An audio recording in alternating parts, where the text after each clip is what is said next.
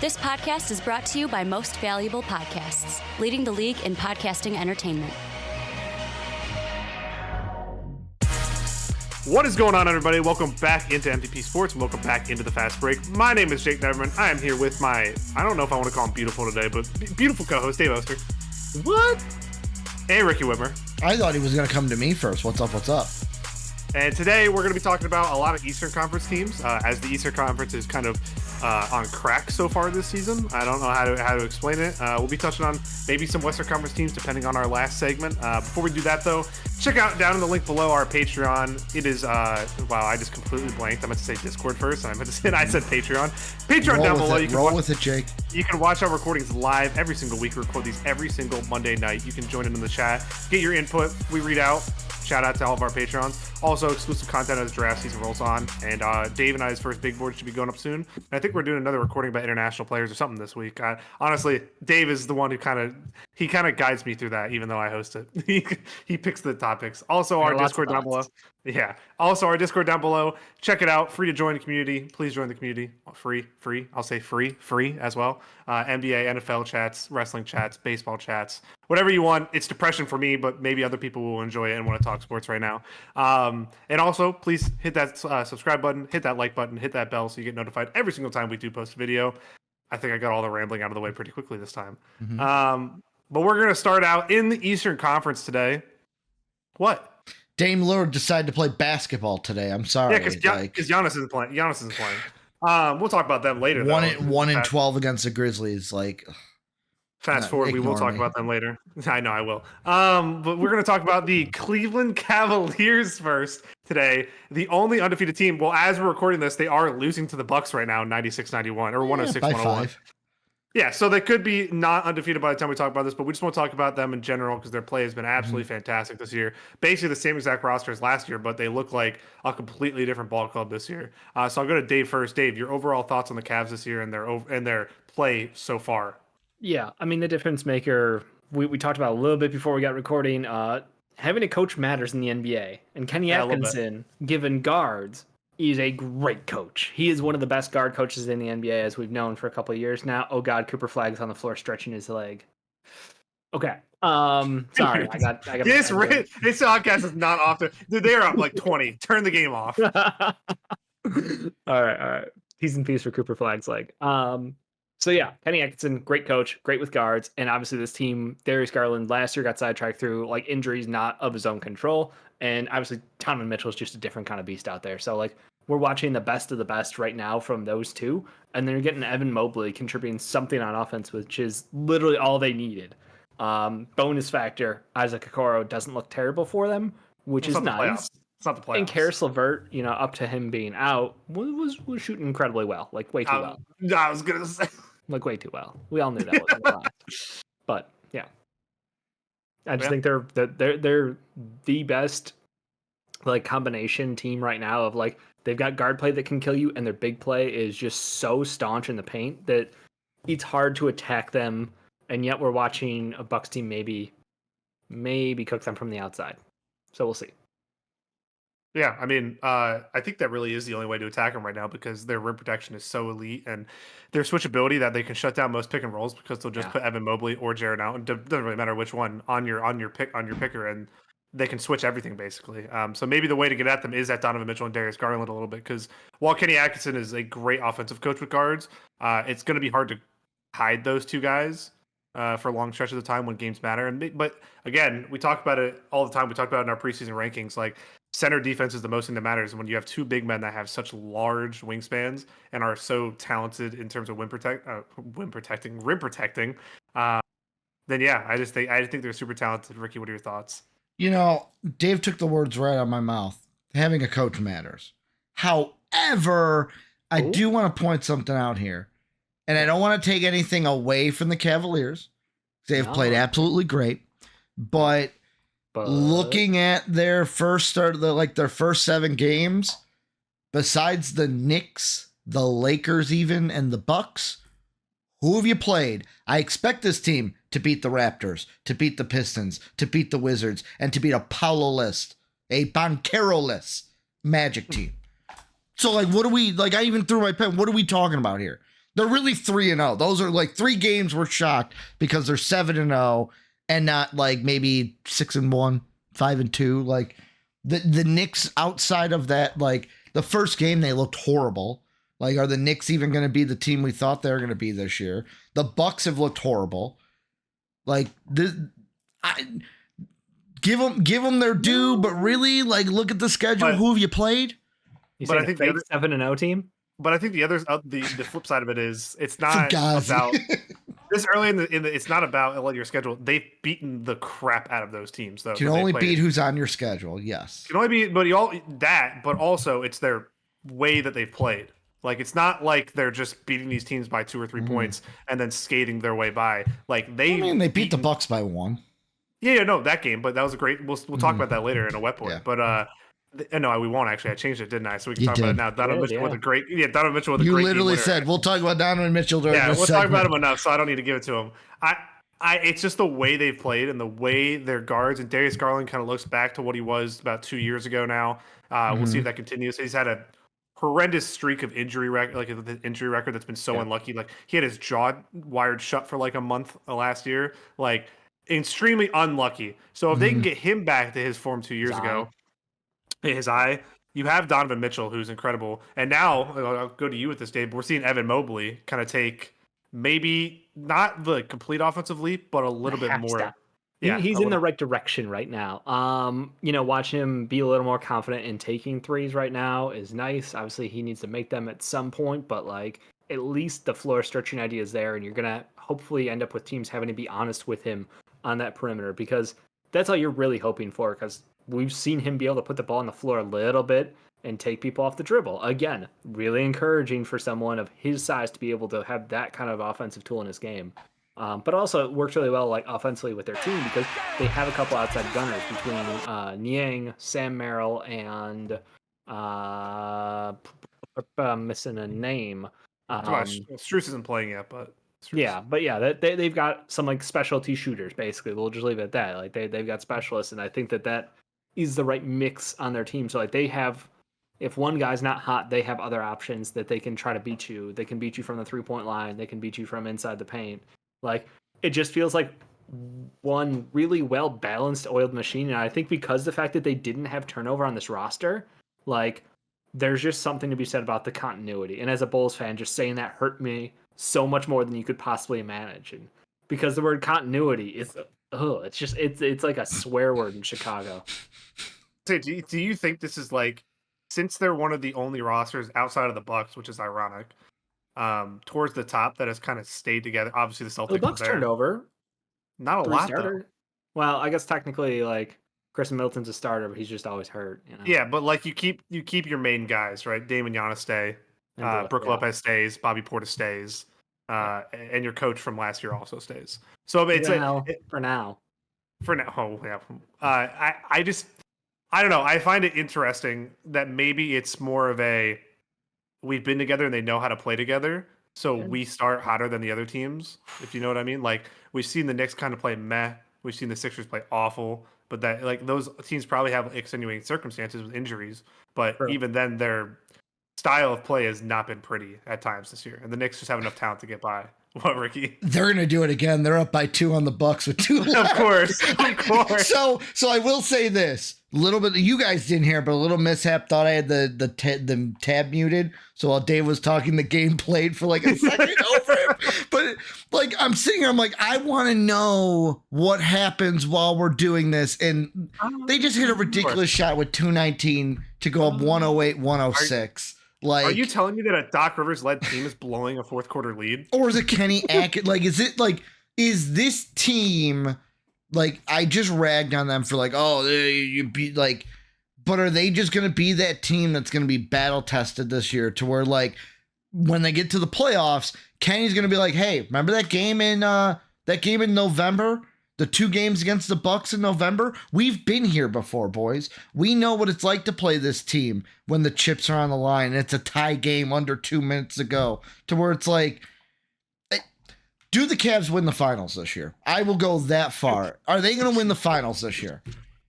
Well, first of all, you made your point about them playing the Bucks. They might not have to play the Bucks in the playoffs at this rate. You're right. So You're right. I guess obviously. But like, what team is gonna eventually be the kryptonite to this team in the playoffs? I know it's a long time away and it's a long season. We're only 7-8 games in. You have to start with their own problems that we saw last year in the playoffs and how those are going to change. All right, Dean Wade is never healthy enough to play the full season. He's one of their most important role guys. Jared Allen was called a baby by his own coach. I won't use the actual word that he called him, but he called him a baby because he wouldn't play through a rib injury. And then Darius Garland, we'll see if he can stay healthy for the whole year. Did he call him a certain kind of cat?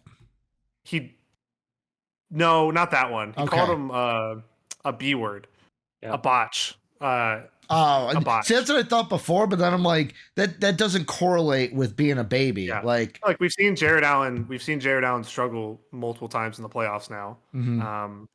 Mitchell is Mitchell. Mitchell's him. I'm not the slight bit worried about him, as Dave would never say before. Crown him. I'm just saying it's time there are 3 shooting guards in the league. You know, and then they're all at the top of their game.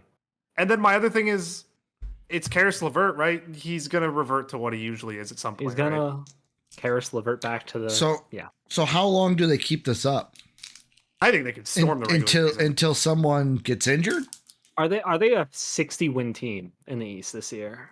No, because honestly, it looks like it's Boston and then a gap right now. And if we're saying that, yes, they've beaten some bad teams, and we'll see. There's 45 seconds left if they can, hang on here. I expect them to go undefeated for long, but like the idea is if they could win 60 in the regular season, is this man just snacking during the show? What kind of professionals do we got working here? Oh my gosh, this podcast is off the rails already. My whole thing. I told Jake it was going to happen. I wanted to see Dave's reaction. Yeah. This team's built for the regular season. Like that's what I was saying. Is that not Kenny Atkinson? Like, I mean, we got to see in the playoffs how he coaches it, but like, I truly think that the team is it's a well balanced, team, and then it turns into during the playoffs. Could you count on guys like Niang and Sam Merrill to nail shots at away games? Can you count on Evan Mobley to show up offensively when he needs to? Like, can we count on Darius Garland to stay healthy a whole year? Well, yeah. I mean, Jake mentioned that. So that's why I was like, I mean, it's there's a lot of question marks still, but I think they should like cruise the regular season. I think 55 to 60 wins is realistic in the East for them because we're seeing the gap right now between like the East is dreadful. There are like 5 good teams in the East, and 2 of them are hurt. So yeah, we're just I don't know. Maybe I'm too early on that, but I think that they're genuinely one of the best regular season teams. They're gonna go 8-0. They're up by 4. They're up by 4 with 12 left. Yeah, my whole thing with them is like in the East. I guess the East is an overall point is, I think a lot of these East teams are going to find more of a groove in the second half of the season. Okay. Like we'll talk about the Magic later, but they're going to get their groove back when Paolo comes back. The Sixers eventually will hit a stride. Will they have a 30-game stretch where at least 3 of the guys play, or 2 of the 3 guys play, however many games that is? But like, they'll get I said 30 game. I was being very lenient with 30 games. I know. But if the Sixers have 2 of their big 3 out there for most of the games, right, they'll beat a lot of these bad teams that they've lost to already. If the Bucks get any semblance of rhythm, they're gonna win games eventually. Like, I'm sorry, I am not ready for a team that has Giannis and Damian Lillard on it to be like, this team is going to be this bad for the whole season. It's kind of the balance of how much do you want. Like, the Pacers have not been great so far. They've had 2 of their centers have tore their Achilles. Like, it's just been, again, circumstances and context is what you have to provide with all these teams. Okay. And it's like the Sixers and the Bucks are now what, 1-6, 1-5, 1-6. The Sixers are 1. Yeah, the Sixers are 1-4. Probably gonna be 1-5 after tonight. Like, but if these teams win 3 games in a row, they're in the play-in already. Right. You know what I mean? Like, it is right now the Chicago Bulls are, the 5th seed in the East, and we're all we know that's not going to last, right? We all feel like that's a lock. So I mean, you want to bet? here's the one thing I can't help but think, right? 2 things. Number 1 is, Jake, you're probably right. A lot of these East teams will find their groove. Like Stella, they'll get their groove back, but you got to capitalize on that now that they don't. So like, part of me was like, oh, are they gonna like be able to capitalize and be the number 1 seed? But let's be honest, there's another team that also is very good who's only lost one game. And this is what I think. At the end of the year, when it's all said and done, the ceiling for the Cavs is the roof. Like the absolute best season that I think they will have. Yep. Eastern Conference Finals, lost to the Celtics. I don't think, like, ultimately that's it. Can this team, because we're talking about, they're going to cruise through the regular season. So let's get to the time that counts. Right now, I think the only team that they cannot overcome or will have a hard time overcoming is the Celtics. It ain't going to be like the Mavs last year, where the Mavs overcame teams. Like, no one had the Mavs in the finals last year. Nope. Am I wrong? Can this team overcome the Celtics, or am I just, crowning the Celtics again before we even get there? Well, I think everything comes down to health in the playoffs. Everything, exactly. Like literally everything. If Kristaps is back, let's go with best case scenario for teams, right? Let's go best case scenario down the list. Knicks are healthy. Are they beating the Knicks in a series? Yes, I would say yes. I'd say no. I think the Knicks have to make a move first to win a series. As they are right now, Cavs. Yeah, I will go slide Vanch Cavs in a series. I'd go Knicks because I'm going to be the one not overreacting to the first 2 weeks. No, that's fine. I feel like okay, no, but I'm just going down the list. Center is like a problem. Yeah, I look at the two what if Mitchell Robinson's back? That's what I'm saying. Best case scenario. So if Mitch Rob's back and playing, we're just fine. Yeah, because we can't do the work because we don't know. So we're just doing best because we could also do it with Cavs because they also have injury prone players. Cavs and 6.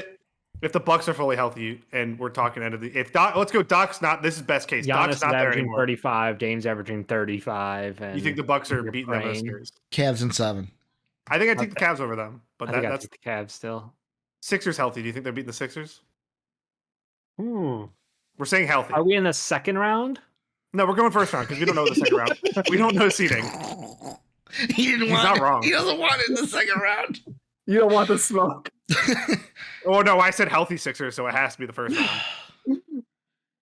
If it's the first round, yes, you guys are healthy and you would absolutely stand a chance against them. I think that you are a uniquely equipped team to deal with their two bigs because you have the guy who is stronger than both of them, and then you have a backup who can continue to grab rebounds. I was gonna say the Embiid Yabusele front court might give the Cavs fits because Yabusele's like just a dog.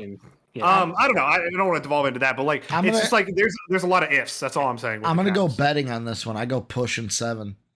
It's going to 7. That's all I know with the Sixers. That's like because I could see Embiid dominating, but I could also see the Cavs.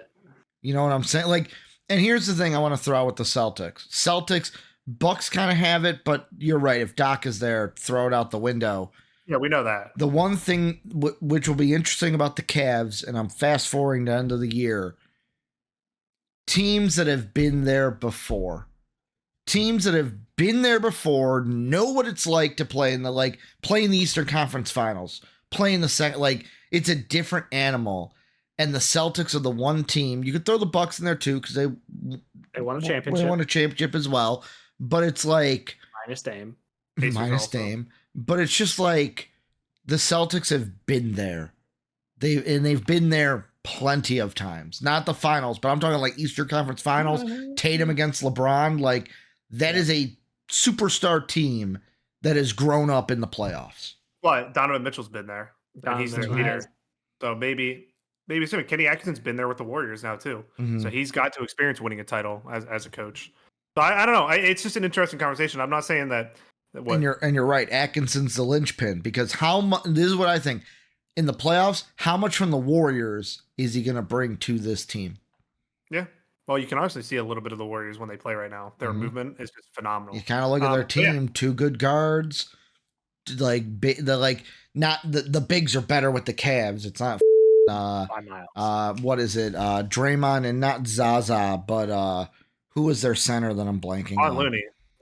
No. The guy who stepped on Kawhi's. The guy who stepped on Zaza. That was Zaza. Was it Zaza? Okay. That was Zaza. Bogut was the better player. They went Zoza. They went Zoza. They went Festus Ezeli to Bogut to Zaza to To Looney, I think. I think those were Yeah. that was. I think that was It was. the chart. The chart of absolutely mediocre centers that they Dude, had. Festus Where Ezeli, let's go. Festus Ezeli, dude. The team was Festus Ezeli, Leandro Barbosa, Maurice Spates, Just and a Sean revolving door at center. Mo Spates was amazing for them. Mo Spates was that dude. Him, Livingston, and Barbosa Yeah. Mhm. were like the reason they won that first title. I know Steph was amazing, but they would bring those three on the court. What and they about would what just about be- Chandra Livindala? Thank Oh you yeah, for the Iggy shout too. out. Iggy too. You're right. No, Iggy and Sean Livingston. Don't I forget said about Livingston. okay. No, I It's a said tandem. No, you gotta by their powers combined. It's Chandra Livindala. I forgot about that. Honestly, Yeah. I forgot we were gonna get a jersey. You never got it. Maybe I'll get one. I can put my one. Legit hand need to actually. Yeah. $1 Dude, we gotta jersey. make it and then get it signed You by got the both hook of up them. on jerseys, right? Can we get a Yeah, but they Okay. got to be actual jerseys. So maybe I can make a custom one. And Licensed then, jersey. yeah, but no, but I could make a custom one and then send it to them, and they Mhm. probably can make it. Number 69. okay, sweet. We're doing it. Yeah. Number 69. Yeah. All right. Any final thoughts on the Cavs, guys? Anything else you guys want to add? They're Anything? really good. They're I really think clutch. if they make a move, wing guard or winger guard, probably right. Probably wing. Got to be a wing. Yeah, it's got to be a wing, I guess. I still do not like Karis LeVert. That's not changing. what I mean. Yeah. They need, but the problem is if you say wing, they need a backup ball handler. Like that's the real answer. I know Ty Jerome is apparently the next one, according to Kenny. I don't believe that. I still love Craig Porter more, but I think that you can't play Craig Porter enough minutes because his shot's not consistent. So like you are stuck in a position where they need a backup ball handler, whether he's a 1-2 or a 3. You need somebody else off the bench who can be a primary ball handler for that offense. You think Dennis Schroeder candidate? That would be amazing. Every time we talk about when we get closer to the deadline, Yeah. when we talk about a team that needs a ball handler, Dennis Schroeder is going to be the first name on That's fair. every team, because How he's much gonna cap do they have available? Be they're going to have to match. Negative. They're going to have to match. That's why Karis LeVert's Could they? Is there any way they could match in a BI trade if he's available at the No, deadline? it'd have to be like Jared Allen or something Okay. crazy. because he makes too much money. Yeah. How much does LeVert make? I don't know. I was going to say I do not know off the top of my head Well- because I could see. Yeah, you go. I was gonna say while you're looking that up, my final thought is last week I was not on the podcast, had to work. I heard there was some slander going on about the Golden State Warriors. We saw it in the comment section. Yeah, we don't watch. Mark it down. November 8th, Cavs first loss. They play the Warriors in Cleveland. Well, remember the comment also said that we do not watch games. Yeah, we only watch box score. Never watch. Like, They do don't- you even they watch, don't- bro? They said we don't watch, bro. No, they Yeah, you don't watch. No. First- I watch. I was on the 16.6. podcast. You guys don't watch. I don't think they understand. 16.6 million. I don't think they understand 16.6. Yep. I wonder if they're a Cam Johnson team then, because you trade Karis LeVert with a minimum and you can match Cam Johnson's contract. That is such a massive upgrade. That is such. I'm checking real quick. I'm like, oh. Because Cam's at 20. Who else is going to be on the trade block? It would be interesting to see. We don't know yet because the East is on crack. So like, Mhm. what teams are going to want to sell, and we don't know. I assume Anything on Utah? anything. I don't Oh, think they win 20 games this year. I don't think they They win don't have- 15 games. they don't have much right now, to be honest with you. Danny because Ainge is trying to win 0 games, and he's successful. Jordan Clarkson fell off a cliff, so I don't know what's going to go on there. Colin Sexton returned to Cleveland. That'd be great, Ooh. actually. That'd be kind of cool. But yeah, let's not divulge too much into that. Let's move into Wet Boys. Let me go. Who do we want to start with on Wet Boys? Every single week we do give a Wet Boy out, each of us, and we are keeping track throughout the season. So we'll have our award at the end of the year for the most frequent, the MV. What did you guys call it back in the day? Was it What boy of the year? Wet Boy? Wet Okay, I Boy. didn't It know. was I very didn't know if there was. boring. Yeah, I didn't know if there was some like acronym or something like that. W Boy, is that what you just? Yeah. the Wet W that doesn't- Dub boy. It's Dub Dub boy. Boy. Dub boy. I don't like that at all. Dub boy. Let's go to Ricky. You weren't here last week, so let's Mm-hmm. give you the first. Go with your Wet Boy first. I mean, my wet boy is going to be simple. It's going to be Cam Thomas. Of course, whenever Cam Thomas plays the Bulls and he torches the Bulls, I got to give him a wet boy. Them the rules. I don't make it up. Like this is a guy coming into the year. What did I tell Jake? You and I have talked many a times, and I said, guess what? Death taxes Cam Thomas torching the Bulls. It's just Who has- facts of life. Who has the Cam Thomas bet here? This guy. I do too. Cam Thomas and Tyrese Maxey both average 26 plus is my Mhm. bet, and I think I'm getting that because they both shoot about 30 times a Chucker's game. gonna chuck. Shooter's going to shoot is the way. Baller's going to ball. And the Nets have been way better than we thought they were going to be, which is interesting because their overall play, Ben Simmons is showing kind of flashes of what he used to be. He's still not as quick or as agile as he used to be. He still avoids contact. Yes, but being the hub of their offense, he's been fantastic doing that. And then Dennis Schroeder, we already just spoke a little bit about on the Cavs segment. He's been fantastic. And Claxton's Claxton with his shot blocking as per usual. Cam Johnson's knocking down shots for him. Like, there's been a fun Cam team to watch. Johnson gets hot. It's just Ooh. He started slow. That was the whole thing. Like their concern for me early was I was like, if Cam's not making a shot, if Cam Johnson's not making a shot, you really need Cam Thomas to step up. And it was just like, all right, we'll see. And then they both, and it was like, oh, they're a problem. Yep, they're a problem. Yeah. But yeah, and also shout out Jalen Wilson. Love that. Oh, shout out! So good. Is it Keon Johnson for them as well? I think they've had a lot of Zaire Williams went off for him for like Zaire Williams went off. Keon Johnson went off for a game. Like they've just had random players go off for them this year, but they've been a fun team. I'll go with my wet boy for today will be LaMelo Ball. They did lose back-to-back games to the Celtics, but he dropped 30 in both of them, and he has been fantastic so far to start the year, especially when Brandon Miller went down. He was able to carry more of the workload, but I'm just happy to see a healthy LaMelo Ball, and we're seeing more of what we saw from him before Steve Clifford took over the team and ruined it. So we're seeing more under what we saw under Borrego with him. I think the Hornets are back to being a little bit fun of a team for me, and LaMelo's kind of been the leader in that. Yep, it's fair. I love LaMelo. I enjoy every game that he gets to play because there's not many of them, and that team's so good though. I am a little surprised at like where their offense has shifted though, because I expected Miles Bridges to be a bigger part of it, and he's not, and I'm okay with that. It's been It's been Brandon Miller. And LaMelo. Yep. And like, Trey Mann off the bench had been huge for them for a couple games to start the year. So flamethrower. Yep. They're getting good contributions across the board. I kind of like it. More balanced. Yeah, agreed. Dave, your wet boy.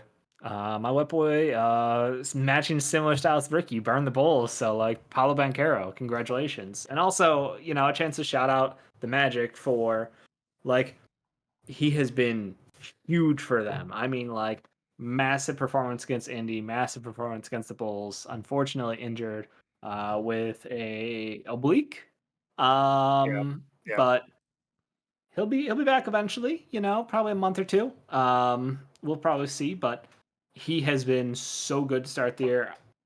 I think the volume on the 3-point shot kind of murdered it a little bit if you're checking that, but from a Paolo looks like Paolo, like where he left off last year. Like check that box. He absolutely has that next gear that he got in the playoffs. He's fantastic. But the Magic without Paolo. Well, actually, it's a little bit shorter for wet boys, but the reason it's gonna be short is because we're gonna use Dave's wet boy to trickle into our next segment. Paolo Banchero was fantastic, and the Magic offense looked great the first couple games. Now that he's going to be out for 4 to 6 weeks, it is, I believe, with an oblique strain, something like that. I'm not a doctor. I'm sorry. Yep. But I thought we all were doctors, especially when it comes to ACLs. We're the best. We're the experts with ACLs.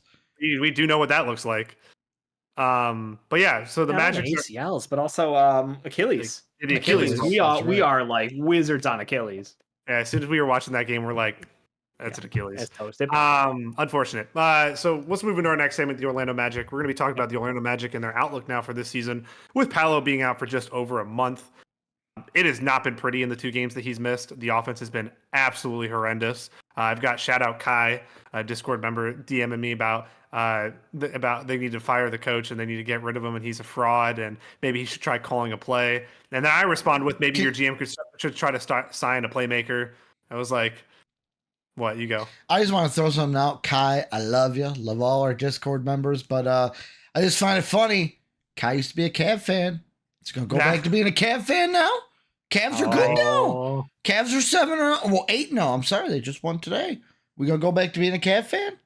Oh, no. No, he won't be. I guess Ricky, I'll go to you first. Yeah. First. Overall concern level with the Magic, and I guess this is with or without Paolo, because if you're, the question would be more. I was gonna say how concerning is how limited they are once they miss one player. Thunder, Pacers, Pels. Then you get the Wizards, which should be fine. Hornets even without Paolo. Then Paulo. Pacers, Thank you. Sixers, Suns, Clippers, you'll be fine. Lakers, Detroit. No, you might not be fine with the Pistons this day. And then Hornets, Bulls, Nets to end your month. Yeah, that first start of the month, Thunder, Pacers. You get the Pacers again, the Sixers again, the Suns again. If I don't got Paulo out there, how bad would, like, yet again, you can overcome a bad month, but if you have a terrible month and then you don't course correct that or like have a really good January or really good February, we might be looking back at this and going, wow, they could have been a seed or two higher if they had Paulo in November, because this is not the easiest of months for an NBA schedule. Yeah, I was going to say, Dave, do you think maybe it's similar to like the Embiid situation last year where they were boning like top 6 team, he gets hurt and they fall into the play-in? Is that kind of what this month in November can do to the Magic? It definitely feels that way. And again, like their roster is built on him and Franz carrying the offensive load so heavily, and I think I'm trying not to do it. I'm trying so hard not to say it. And what has been really disappointing for them to start this year is their big offseason pickup in KCP has just not been able to find his shot. Defensively, he looks pretty good still, but offensively, if he can't be knocking down shots, it's like we had Gary Harris last year. Like, we don't need Gary Harris 2 on our team as well. So I think that, yeah, generating offense for them is going to be a bit of a struggle. Obviously, it's time for Anthony Black to continue making additional steps. We saw Tristan da Silva pop off the bench in one game. They gave him enough of a green light to, hey, let's put this guy in the starting lineup because we're down, guys. Let's try to change things up a little more. The fact that he leapfrogged a couple of their previous draft picks, hilarious to me, because obviously as a Bulls fan, I'm always going to be a hater on the Magic. So just put a little tick next to that box. But Vucevic's playing well. Vucevic's playing better. What's up? But yeah, no, like this is a team whose offense was predicated off of like 2 guys, and obviously we're in a situation with Paulo out. Somebody else has to step up. My thought was Anthony Black. We'll see if they can run more of a traditional offense with him and Franz being more ball handlers. I mean, Suggs hasn't been okay. I can't even say like he hasn't been good. He hasn't been great. He's just been. He had one really good game. Okay. One like really good game where he had like 28 something. Well, this is the first game Paolo missed. They still lost, obviously, but it's like, and this is my problem. And if you're in the Discord or you're not, please join down below. I said it over and over again when I was talking to Kai. Is I was extremely disappointed with their offseason because while getting KCP is like, wow, great piece to get.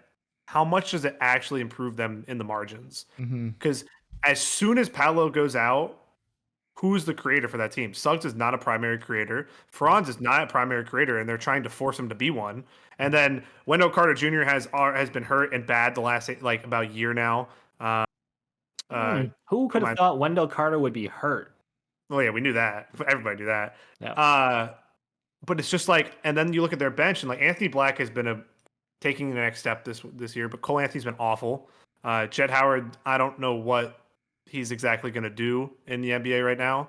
And then, like, I don't know. They pay Suggs a lot of money. They pay Franz a lot of money. They're going to pay Paolo a lot of money. They paid KCP a lot of money. It kind of brings it back to what I said to Kai in the offseason. I think that KCP might be a trade piece either this summer or next year at some point, because that kind of salary is very well easily moved around with the new CBA, and it's easy to match contracts. But, like, I think they need 2 more ball handlers. I don't think it's 1. I think it's 2, because it is just so much pressure to ask a guy like Paolo to be your initiator, primary creator, and your primary scorer for everything.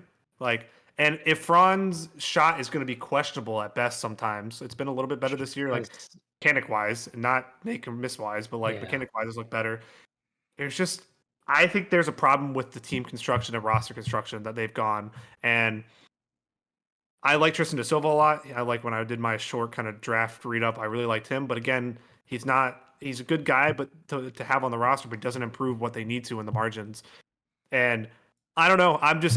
Suggs is a very interesting player to me because I know Retro loves him and Retro is bigging him up this year. But I think it's very hard to build with him as your 1. Just because when your 1 can't create at any really sort of level for other people consistently, he does it every now and then. I'm not saying he's a bad player. He's clearly not. But I don't know. It's just kind of hard, and he has to improve. I think Jalen Suggs is kind of the answer. Like where he improves is how far this team's going to go, because he is obviously an elite defensive guard. You all know that. Mhm. His shooting has gotten way better than I thought it would, because he still shoots it really weird sometimes. And he's an okay finisher around the rim, but his creation for others comes and goes between games and between like week to week periods. So I don't know. I'm interested to see, like, this is a team that like, if this is a weird question, but like, if you take Jalen Suggs off of this team and put Dennis Schroeder on, I feel like they're a better team simply because of the profile mix. Mm-hmm. Yeah, I'm reluctant, but I think you're right now, because of how well Schroeder has run an offense for multiple different teams we've seen. And it's kind of disappointing. Like, I feel bad admitting it. And like, even as a hater, sometimes it's just like, yeah, that they're asking too much out of guys who, square peg round hole. It's just a little frustrating. And what's interesting to me, and I think this was like somebody on Reddit, I can't even tell you if it was confirmed or not, was talking about, they're like, would they think about going and like signing Markel again? And somebody said, I think his knee is cooked. And no, I'm not sure if that was, officially reported anywhere or whatever, but like, if you were, the Magic right now and you were like, hey, we need another ball handler, would you think about it if he was healthy? I would. He's familiar with the team. Yeah, I know he's familiar with the team, but I just listen, as a Sixers fan, it pains me. I think Fultz is just it's a vision of the past, if I would say. I think clearly the knee is injured again. He already had the shoulder injuries earlier in his career. His play was not great last year. No. It just doesn't. I think you got to go a different direction, and I don't know who that is. I don't know who that is for them right now. But you got to find a way, and it is a little bit on Mosley to find a little bit more rhythm in the offense. You're going to be without Paolo for at least a month, so adjust, right? Yep. It's kind of the same stuff I've said with the Sixers. Is like, you can't look this bad without your best two players and then expect it just to come together whenever they come back. You have to be able to adjust. Yep. And I know that you built your offense one way to have Paolo as the hub and Paolo as the ball handler. He's out now. So find a way to win. Find a different way to run your offense. And some players got to step up. I don't know who that exactly is. It's got to be really Franz and Suggs. But I was gonna say it's one of those two guys, and we're throwing a prayer out there that Anthony Black can make a massive leap this year, but I don't know if that's realistic. Here's a question I have, and this kind of goes way back, Jake, to what you said at the very beginning of this. If this injury forces the Magic to, let's say, just like the Sixers, where you're the 7th seed, you have to play through the play-in. Let's say they have Paolo for the play-in, they win that first game. Are they going to be in the same situation? Like, let's be honest, the ref screwed you guys last year in that Knicks series, but it's like, are they going to have the same story that as a Sixer of whoever they play in that first round, whether it's the Cavs, the Celtics, the Knicks, the Sixers, the Bucks? Those are kind of the teams that we expect by the end to be up there. Whoever they play in that first round, are they just going to lose to them? Because it's like, wow, it would have been better if we had Paolo, didn't have that bad month. We could have been up there, could have played a team like, the Bulls or the Hawks or whoever one of the bottom like 6, 7, or 8 teams were. Yeah, I think it's a little bit, especially looking at this year, right? You look at the Sixers, and I've said that I don't think seeding matters to them. It's because they have 3 top 30 guys, and if they're healthy, then it's different. The Magic have Paolo, who's amazing and definitely is a top 30 guy in the NBA. Franz was, but I don't know right now if he is because of his play. It's just, and like the Bucks, I'll say the same thing for the Bucks. Like, I'll talk about them later, but like, they have 2 top guys still in the NBA. So if they have the power to get this right at any time, where it can switch. The Magic don't really have that power because outside of Paolo, I don't know about Franz. Franz is or was an all-star level player last year. Now we'll see this year if he can continue it, but it's not like this is people like make it like I don't overreaction or generalizations, but like Franz is a good player, but in his age he should be elevating himself every season. And now you've been really upset with the poor play from Franz at the beginning. I of this love year. Franz, and it's just been like it's supposed to be stagnant play from him, and there's been no improvement. So like my whole thing is, right, if they're going to build their team and Franz and Paolo have to be the two main playmakers, that should click in Franz's head and be like, okay, I know what I need to work on then this summer. But it looks like he's come back as the same player who's just trying to fix his jump shot that wasn't broke 18 months ago. So it just, I don't know. The Magic are a very, very, very confusing team to me. And I don't know what the right move for them is, but I think it's going to take a bit of luck for them to win a playoff series this year. And that's going to be coming up against a team that's probably injured. Probably. I do think the upside though is this is still like an incredibly young core. Yeah. And we're talking about like a team that's already has one playoff series under their belt. That they can like, look, we're building towards the right answer. So I do believe as far as pieces go, like they're still sifting through that roster. They've got a lot of guys who need to perform, you know, whether it is the guys like Caleb Houston, who've been on the team for, I think 4 years now, Jet Howard. You know, we were very critical of him last year being almost entirely in the G League. And then kind of when he came up, it was spot minutes and like very hit or miss. And again, lots of investments in young talent. So I think the expectation shouldn't be like, you know, they need a high seed because, you know, that way they can whatever. Yeah, if they have a high seed, they could still get maybe just the second round. But, you know, it is another growing year for a very young team in my mind. Like the goals for this team should just be like, we want to see that growth out of, you know, Franz as far as being a playmaker. We want to see growth out of Jalen Suggs as far as running an offense and more consistency in his shot. Like you should be like bullet pointing like individual like key growth for this core. Like how about find an offensive play style when Paolo's not on the court? Like that should be you know, you got a new checkbox you got to hit this year. So I think being realistic, because I know Ricky, you're not wrong with the whole like they're just going to go into the playoffs and get like smashed if they go up against like Boston again, you know, or even New York maybe. So well, what if they're the 7th seed and they win, then they're the 7th seed, right? And then whoever wins, so they would play the 2 seed. I mean, but like at this point, right now, if we're not overreactions, it's either the Celtics or the Cavs. But like, if they're playing the Sixers in the play-in, do you think they're beating the Sixers in the play-in? No. What, dude? What if? Oh, here we go. We got the tinfoil hat. Yeah, tinfoil hat. So, what if game 1, like the 7-8 game, is Sixers Magic? Then the 9-10 game has the Bucks in it. The Bucks win that. They have to then play the Bucks the next game. They're not going to beat the Bucks either.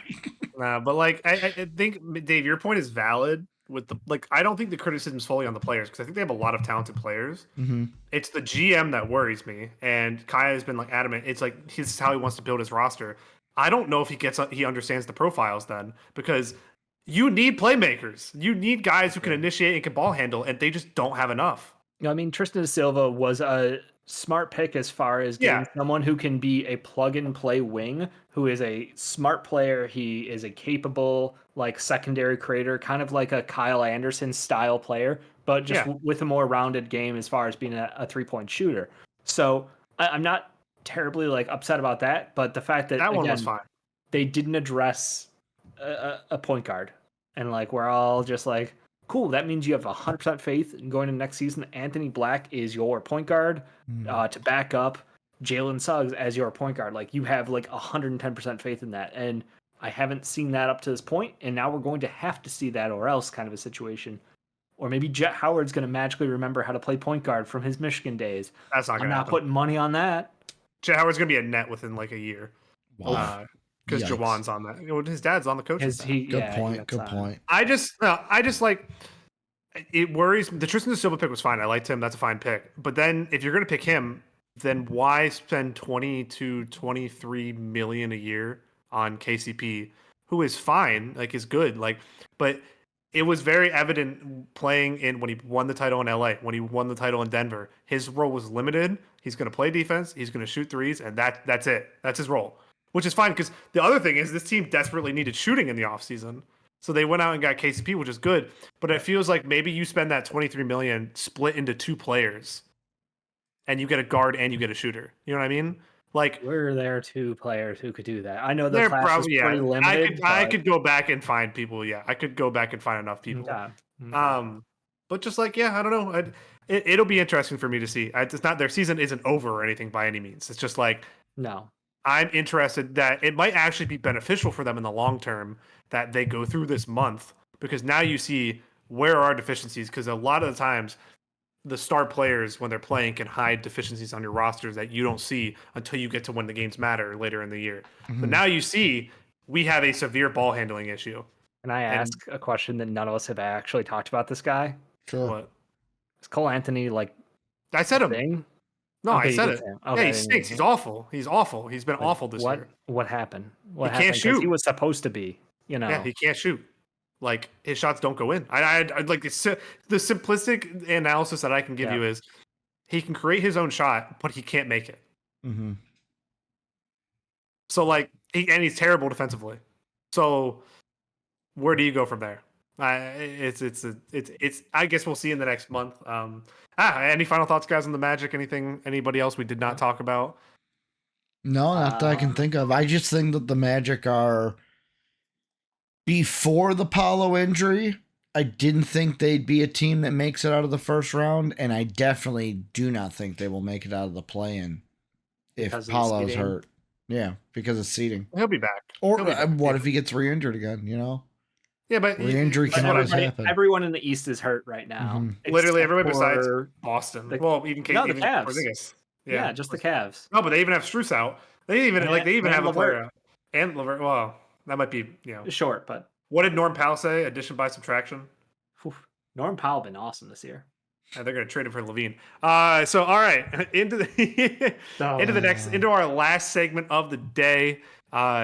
We're each going to have a team that we're going to talk about. I'll go first because I don't know if everybody knew that or if Dave selected his team yet. Never. So this is going to be our segment. Is who's what do we name it? Like which team or which fan base needs to panic the most? Yeah, which team or fan base needs to panic the most? I will go first. I'll slap the panic button, slap it, and it's got to be the Milwaukee. It's got to be the Milwaukee Bucks for me. Milwaukee Bucks obviously already limited when you have Glenn Rivers as your coach. But beyond that, I've never been a giant fan of Bobby Portis stat wise and box score wise. He's always a good player, hustle player. Fans will love him. He's like a Pat Bev, but elevated in terms of scoring. And then Brook Lopez in game 1 against the Sixers looked like, again, he is an elite rim protector. Yeah. But offensively, he is so slow and so limited. And it's really like the only thing he can do offensively is a 2-foot hook shot or a 2-step beyond the 3-point line hoof from the top. He somehow makes it, which is the most. His shot is so ugly and it goes in. But my bigger worry is that David Giannis still look like they don't even know each other's last names. They play like. What's the analogy I want to use? They play like AAU kids who were stripped off of other teams and put onto this super team, and we're just told to go out there and play. Yeah. Doc Rivers is running his old hierarchy offense, where it's not a democracy, it's a hierarchy. If anybody remembers that quote, and it's a bit worrisome for me. Giannis is Giannis, so they always have. This is what I said earlier. The Bucks always have the chance just to flip it and turn into the team they could be with Dame and Giannis on their team. But Dame again looked better with Giannis out tonight. So like, is it not worrisome for you guys that their 2 stars literally cannot play well enough together to win games? Yes, because you're not sitting Giannis or trading Giannis. Like that's it. It's like. I'm going to throw this out here, and I know this is never going to happen, but I'm throwing it out there anyways. If this continues to be a trend, should the Bucks look and just be like, you know what? Let's make Dame available. Because you're not going to do that with Giannis. You're not going to make Giannis available. That's actually the point that I made to my friend who's a Bucks fan. Shout out John. Should they make Dame available? Yeah. We were talking because you're going to do everything in your power to not trade Giannis, right? You're going to do everything you can before then. Yeah. So is it firing Doc? Is it trading Well, that Dame? should have happened yesterday. Is it trading Brook Lopez? Is it trading Bobby Portis? Is it trading Chris Middleton? Like, what is the exact answer? I think there's so many different avenues that you could go down that I don't know which one would be the solution. Yeah, it's tough because they had basically last year was like, we all wrote it off as, well, Dame was going through a divorce. He's moving towns, like all this stuff in his personal life is affecting his play on the court. What's the excuse this year? That's my point. Is we already heard that during the Yeah. offseason, like they didn't work out together. It wasn't like, hey, let's make this work this year. We got this. We got to be a team in order for this team to function. That didn't happen. So again, we got two guys who don't match play styles. We got a coach who doesn't seem anyway interested in finding a way to make them work together. And we have role players like Taurean Prince rocking 38 minutes a night in November. Like, what are we doing? I don't know that. Yeah, it's Doc. It's just Doc. I was going to say this. We've seen guys win titles who haven't meshed. Shaq and Kobe. Who did Shaq and Kobe have coaching them? Not Doc Rivers, Phil Jackson. You're going to yes, the players can't mesh, but then you're going to need a really good coach to make them mesh on the court. But I would say off the court, you cannot mesh. That doesn't matter to me. It's on the court. They still look like they don't mesh on the court. But a great coach can get them to mesh, is what I'm saying. Is there a great coach out there to get them to mesh? I'm gonna be so real with you though. I don't blame Doc for those two. Doc for the other stuff, for Taurean Prince playing 38 minutes and that kind of stuff. I blame him for that, right? Are not taking the shots. Giannis and Dame, listen. I'm the first one to blame Doc, usually, all right? Usually that's me. That is. But when you have Giannis, who's a top 3 player, and Dame, who's a top 30, 20, whatever you want to say for it, it is not his responsibility to make them look like they know how to play basketball together. That should be on them. That's on the two players. That is on your two superstars to act like they like each other and play basketball and win games. All right. It just shows how players are different now than they used. Like, you know what I mean? No, because even Shaq and Kobe's the main one. You don't need to get along on the court, but on the court, Shaq and Kobe were like, we know the goal, and we're going to do what we need to do to get the goal. But like the first when Jimmy was in Philly, he hated Ben Simmons, but they look like that on the court. No, they didn't. Bingo. Was Brett Brown an elite coach? No, he wasn't. He just but you have to have some sort of attitude. And Giannis this has always been my problem with Giannis. Giannis is the most obnoxious person in the media. Like, he's like, oh no, maybe they'll trade me. Oh no. Wait, I signed my contract. I didn't even know how much money it was for. Yeah, I just signed this stuff is just stupid. Like, he is, and Giannis is an all-time great, like literally probably a top 20 player of all time. He is that good. Yep. But he is so unserious. Like, listen, we traded for Paul George, and we signed Paul George. Him and Maxey were in the gym 2 days later. How are you and Dame on the same team for a year, and you never worked out together? Yeah. That's just insane. That's insane. And that's unserious for both of them. That's not something a coach should have to come along and be like, you guys need. No, they should be in the gym multiple times in the offseason together, playing together. You know what could possibly happen? What? Looking at their contracts, what could possibly happen is, so Dame's contract technically could come up first. His player options in after the 26-27 year. But let's be honest. If Dame continues this trend, he's probably not going to get $58 million from a team. So he'll probably opt in. There is a really good chance, if this doesn't work, when Dame is an unrestricted free agent in 2028, guess whose player op comes up? Giannis. Ooh. Yeah. Giannis could opt out of that player op and still get 60 mil at 33 from a team. Probably get like 75 million. Bingo. Like, they could lose both of them if this doesn't work out, or if they don't move Dame. But you know what? You guys are focusing on all the things that are on the court. You know what's not happening on the court? Wins. Chris Middleton. Oh. Chris Middleton's not on the court. He's supposed to be the bridge between everything on that offense. He's supposed to make things work because he is kind of that ultimate third piece that, you know, teams talk about. He's not good enough to be a second guy on a championship roster. But Chris Middleton is the third guy on a roster. And I know the playoff Chris Middleton is different than regular season. He was the second best player on a championship team. So, like... But that's always, people always said it, like he wasn't like good enough kind of thing. Yeah. And it was Drew, let's be honest. Drew might have been a better player in the playoffs as far as who helped them win more. But up for consideration. My point being the fact that he's not on the court. The fact that Gary Trent Jr. is shooting about 12% maybe on the season. So they're starting shooting guard that they paid literally nothing for, which great pickup. Can't shoot is a slight problem. So like, production not there, and production just completely missing off the scale. Like, I don't know. I think that from a top-down standpoint, they kind of failed across the board.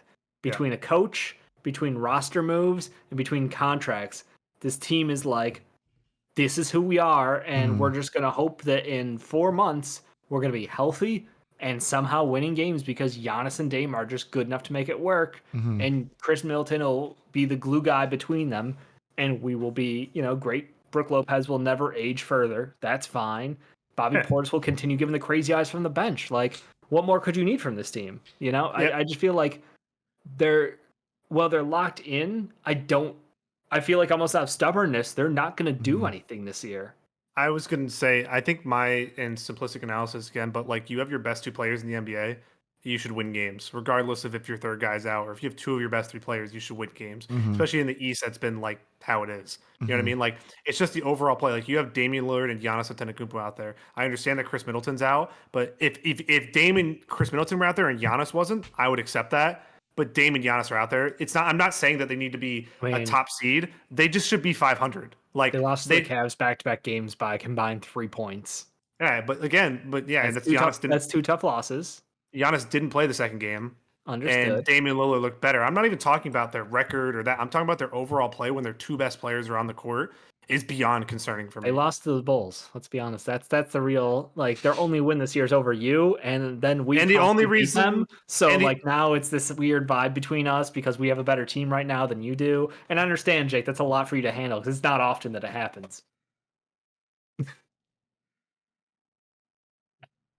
I was going to make an actual good point, and then I just got bombarded by bullshit in my ear. Here's what I was going to say. The only reason they beat us is because Dame. Real question: Who'd you guys draft this year? Did you guys have a draft pick? Yeah, Jared McCain. Is he playing? Yeah. Okay. He had 19 last game. Is he on the NBA bench? What do you mean? Yeah. Yeah. So you're doing something better than the Bulls. Oh, yeah, ours is in the G League. He's back on the bench tonight. He got recalled. He just went Bucks, overall on the Bucks though, I think it's definitely a panic button. They need to make some type of move, but they're still good enough with the talent that they have to be able to recover. It's so early, so we'll see with them. Saying they're gonna make, but will they actually make a move? My answer is no. I'm saying they need to. I think they need to. I didn't say they will. Question. You're trading Dame. What's the return you want for him? What are you looking for if you're the Bucks? Trading Dame is such a lasting resort for me. I'm just saying, like if they go to do it this year, what's the return and who's the target? And will any team want Dame? Somebody will want him. Miami will want him, but they still won't trade anything for him. Jimmy Butler for Dame. They're not trading Jimmy. That's what I'm saying. Like I don't think. Will they trade Tyler Hero? Yeah, but it'd Tyler be Hero plus Rozier plus some other garbage. I just threw up. Yeah, I don't know if there was a move. But yeah, I guess his we'll contract is giant. Because you got both Giannis and Dame locked down until like 2028. Yeah. I guess you got to make it work. I guess we'll see.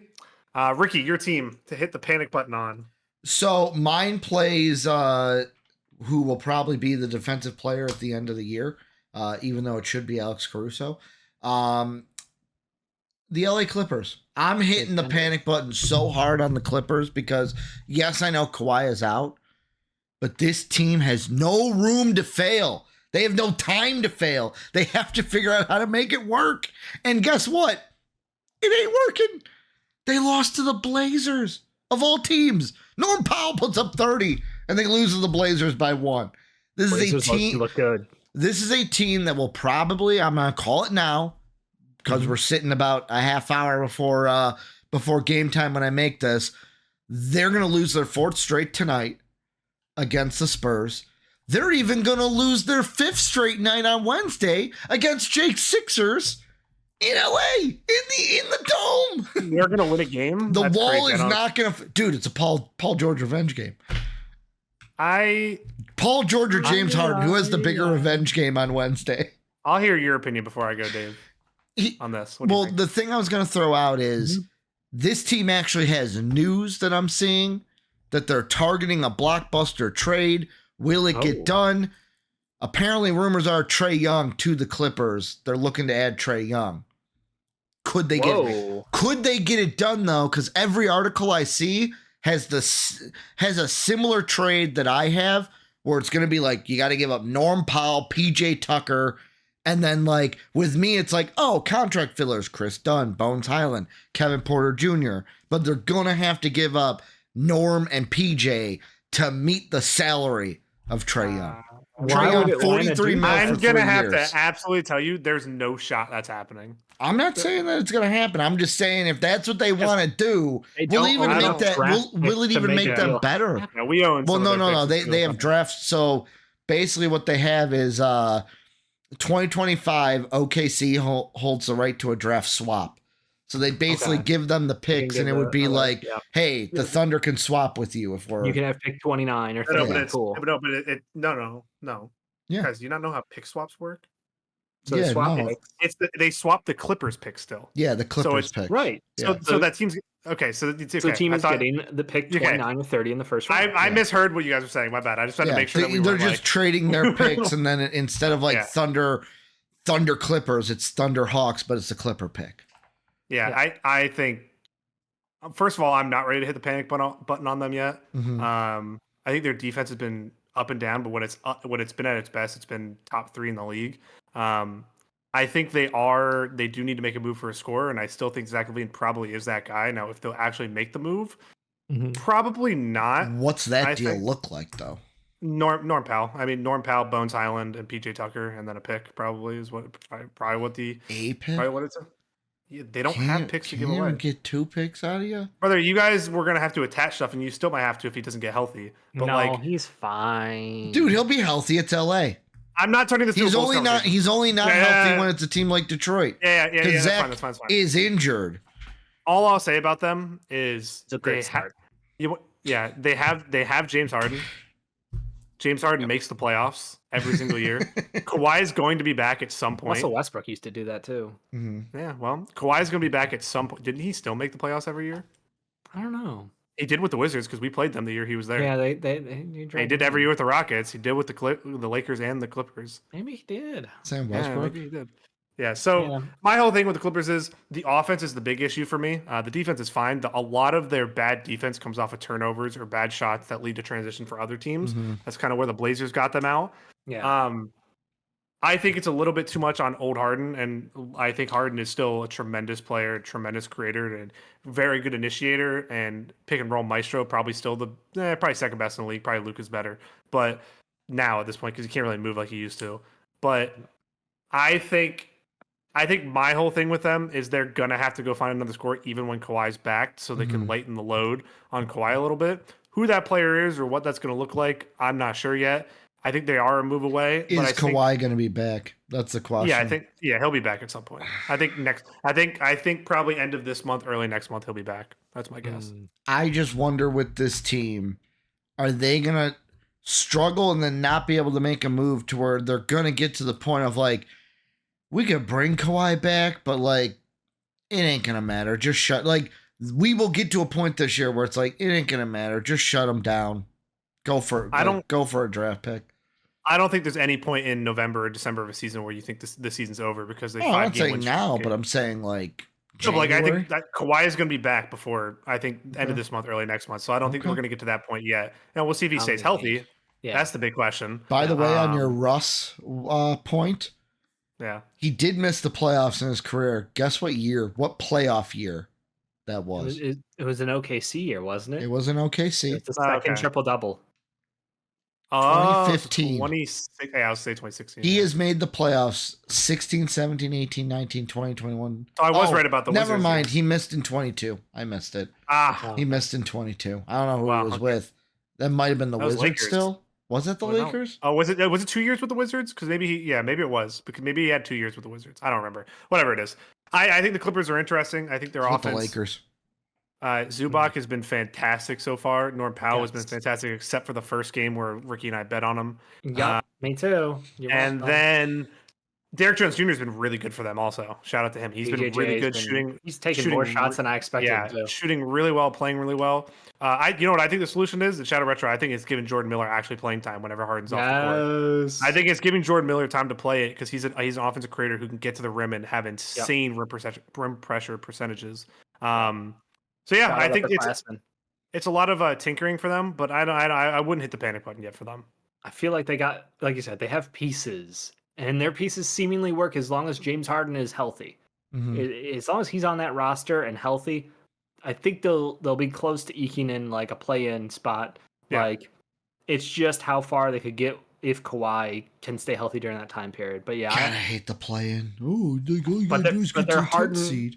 but they're hard and tweak away from being like buried. Like this 100%. team, yeah. 100%. But And that's a not lot in of the teams, future yeah. because they don't have the pick control for this year. So yeah, They don't pick control for a while. Yeah. Well, their next Yeah, 3 we'll picks see. are swaps. We have their unprotected 28, and then we have a swap at 29, I believe, with them. Yep. Jesus. They have 25, 27, 29. All of them are swaps. Yeah, and the 28 we have unprotected. I don't know about 26 where that is. Probably the Thunder too.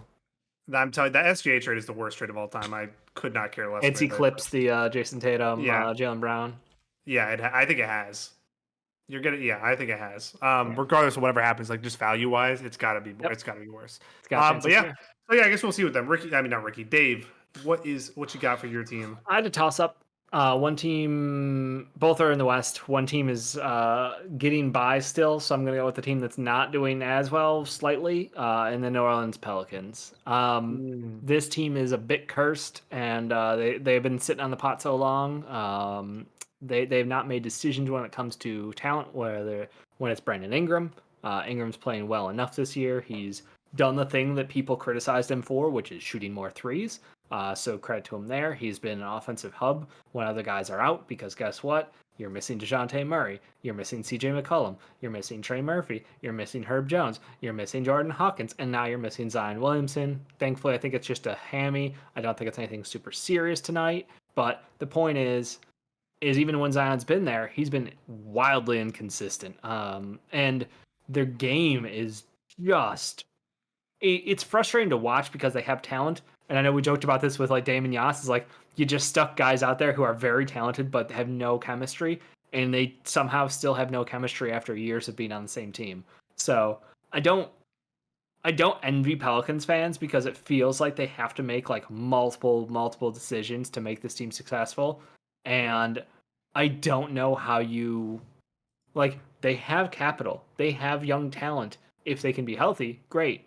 But right now it feels like I don't think they can tread water currently with this roster. So I don't know what the plan is for the next month. Like, are we going to see them be like the red hot, like January through March team and hope that that'll be enough in the West? But the West is going to be so tight this year. I don't know if you can lose these early games and just write them off, because honestly, the embarrassing stuff is like when you lose to a team like the Hawks, who were struggling to find, like, we can be honest, David Roddy is getting like legit minutes and green light out there for the Hawks. You should not lose to that team. They also lost back-to-back to the Warriors, which, as people who don't watch the Warriors very clearly, dude, that's shocking news. That one Warrior game, like if they stopped the count after the first quarter, it would have been cooked. Like it would have been a great game for the. It would have been cooked. That was the game we bet on, Jake. Yeah, I don't want to talk about that. Yeah. I think they're an interesting team. I think we kind of said these concerns before the season started. They're up 28-17 in the first with like 45 seconds left on the Blazers. I believe nothing. B.I.'s got 12 in the first. Okay. Just slap my mic around. I do want to highlight Jesus. I just do want to highlight two players who I think have been really good for them. That's Misi and Hawkins have been fantastic for them. Misi has been a defensive monster, just like we all thought. And then Hawkins is finally kind of getting the green light and getting sets run for him. And I think he's at like 38% or something like that from three. He's been fantastic. So those two have been great. BI has had a couple of really good games where he's looked aggressive, but then again, kind of tapers off a little bit, goes back into the passive mode that he has in the past. And Zion is Zion. I mean, Zion's still a freaking beast. He's not playing up to it every game. That's frustrating. Yeah, that's what I was saying about him and BI. They both become passive at times, and that's going to be a giant problem now that you don't have Murray, you don't have CJ, you don't have Trey Murphy still. Like, it's just a lot to overtake. And I think I agree with you that it's more the East teams. We talked about having more leniency because they can lose games. Yep. The West is like, if you fall 4 or 5 games behind, good luck catching up. Opposed to the East, where if you fall 4 games behind, you might make that up in a week. You know what I mean? Like, it's a dangerous game the Pelicans are playing. But yeah. Any final thought? Anybody? Any other thoughts on the Pelicans? Did we expect the Pelicans to be really like? That's the only thing I think about this. It's like, did we expect them to be great? We kind of expected them to. I think we expected them to have trouble, and then that leads to a BI trade. No, I did think they'd be separated from the bottom tier of the West, or like I thought they'd be in that tier. I think I said that back into the play-in for them, or maybe like, we thought they had too much talent not to make the play-in. That's basically because last year they had a run where they went on with CJ and Zion, and it was just like this team cooks left and right. Trey Murphy was hitting at a crazy rate. Like they have had these runs where they just look like everything is fitting perfectly.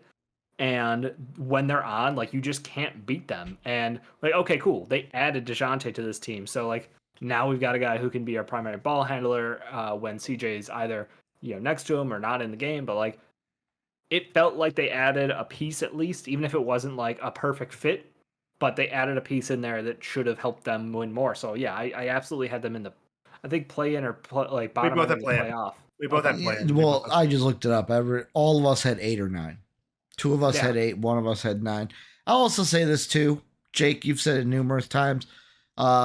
It's so early in the year. 3 and 4 compared to all the playing teams right now are 3 and 3.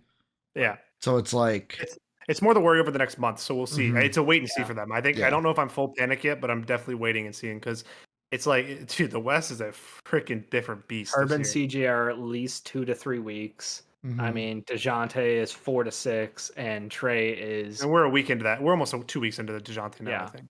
So, yeah, I guess we'll see. I got a question. Yeah. Should any of us have said the Nuggets? Should the Nuggets be in panic mode? No. It's what they are what we thought they were. Like, they're low. The Timberwolves have started out slow, and both of them are now 10. I think Timberwolves, if you look at the schedule, like, slobber knocker games. Mm-hmm. I'm not super concerned there, but I think the Nuggets are exactly who we thought. Like, it's Jokic who's going to have to carry job this team through the whole regular season, or else they have no bench depth because except for Aaron Gordon had to start. Except for Aaron Gordon dropping 31. No, I was saying dropping 31. Just let me throw that out there. Yeah, he had one good game. Shout out, fixed the shooting percentages with that one. Let's go, AG. Michael Porter Jr. needs to be better. Literally, Christian Braun and Julian Strawther have been like the 2 bright spots for this team, and Strawther has a bit of a blinders issue at times playing with that bench unit. I don't blame him because they need that. Though. Yeah, they need someone who can generate offense, and he is a catch and shoot machine out there. He can't make his own, but man, can he just play out? Yep, he can play off everybody else. I think that Christian Braun has been the surprise though to the starting lineup. Everyone was so concerned about him being the weak point. It's like now he's literally the most consistent guy out there because teams haven't challenged him at the 3-point line, so he's getting up good volume at a really high rate right now from 3, and he's just doing all the little things defensively. So, yeah, we need more out of Murray. We need more out of Aaron Gordon. We need more out of Michael Porter Jr. And I don't know, can Jokic do this for another 75 games? Honestly, knowing Jokic, maybe. He's built like a tank. Like, but by the time they hit the playoffs, what's he gonna have left? Because he had the Olympics too. So he should just be better and he should be better conditioned to play better and then show up in the playoffs after carrying his team for the entire season. That's what I agree. Yeah, but yeah. Let's end it there. Let's. By the way, last thing I'll say, I already found my wet boy for next week. No spoilers. It's I don't know if this is gonna keep up, so I'll say it. I would assume it was 7 of 7 and got 18 points. In the first time he could make a shot. They still lose them? 78-72. Io hasn't taken a 3 though. They've all been 2s. So probably driving to the lane. My backup team in the West, just to put it out there, was the Grizzlies because they keep losing players too. And I feel you said like they'd be a 3 seed. I'm still hopeful, but they must, Dave. Hey man, they've not looked like themselves yet. John Morant though tonight, like they're going shot for shot with the Nets. That doesn't feel great. What I tell you guys about the Spurs, by the way? Playing team. Oh God, we're not doing that now. Playing team, well, baby.